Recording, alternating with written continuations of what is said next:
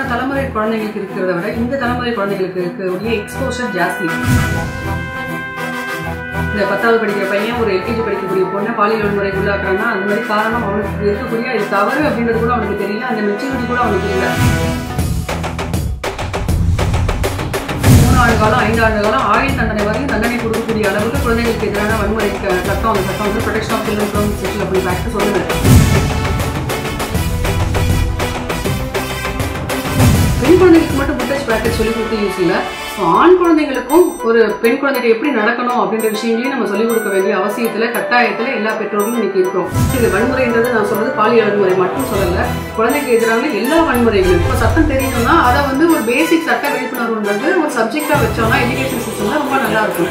உனக்கு எதிராக ஒரு ஆபத்து வருது அப்படின்னா அந்த குழந்தைங்க எப்படி நடந்துக்கணும்ன்ற விஷயத்தை கண்டிப்பா சொல்லிக் கொடுக்கணும். குழந்தைங்களுக்கு ரௌத்ரம் பழக்க கற்றுக் கொடுக்கணும்.